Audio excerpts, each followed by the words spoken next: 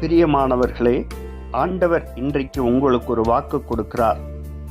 ஆபத்தில் நம்மை காப்பவர். ஆபத்து நேரத்தில் ஜெபிக்க வேண்டும். உங்கள் வழி பிரயாணத்தில் எல்லாம் தேவன் பாதுகாப்பேன் என்று சொல்லியிருக்கிறார். வழிகளிலெல்லாம் அவரை நினைத்துக்கொள், அப்பொழுது உன் பாதையை செவ்வையாக்குவேன் என்று இயேசுவையே நினைத்துக் கொள்ளுங்கள். எல்லா சூழ்நிலையிலும் ஆபத்து வருகிற நேரத்தில் அவரை நோக்கி நீங்கள் அபயமிட்டு கூப்பிடுங்கள். ஆபத்து காலத்தில் என்னை நோக்கி கூப்பிடு, நான் உன்னை விடுவிப்பேன், நீ என்னை மகிமைப்படுத்துவாய் என்று ஆண்டவர் நமக்கு சொல்லியிருக்கிறார். ஆபத்து நேரத்தில் அவரை நோக்கி நீங்கள் கூப்பிடுங்கள். அவர் வந்து உங்களை நிச்சயமாகவே விடுவிப்பார். எப்பேற்பட்ட ஜல பிரளயங்கள் வரலாம், சுனாமி வரலாம், அவர் வந்து அந்த இடத்தில் வந்து நம்மை காப்பாற்றுவார். அவர் நம்மை அறிந்திருக்கிறார். நமது அருகாமையிலேயே அவர் இருக்கிறார். பிரியமானவர்களே, இஸ்ரவேல் ஜனங்களை கடலை பிளந்து வெட்டாந்தரையில் நடக்க வைத்து அவர் காப்பாற்றினார், உதவி செய்தார்.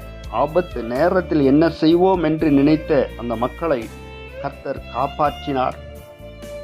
பேராபத்திலிருந்து அவர் நம்மை காப்பாற்றுவார். எந்த சூழ்நிலையிலும் அவர் நம்மிடத்தில் வருவார்.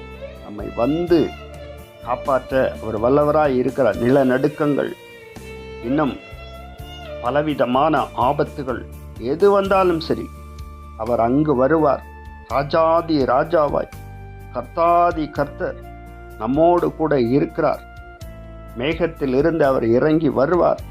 கூப்பிட்ட நேரத்தில் அவர் இறங்கி வருவார்.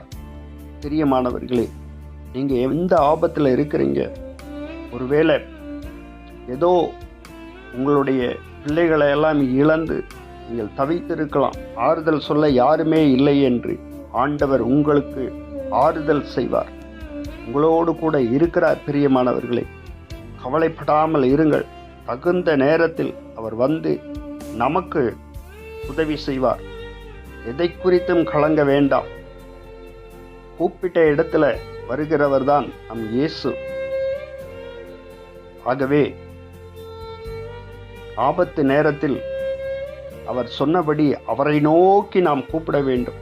இயேசுவை நோக்கி நாம் கூப்பிடும் பொழுது அவர் நமக்கு வந்து உதவி செய்வார். உங்கள் குடும்பத்தில் அவர் தெய்வீகமான சமாதானத்தையும் சந்தோஷத்தையும் கட்டளையிடுவார். போகிற இடத்தில் எல்லாம் அவர் வருவார். ஆமென்.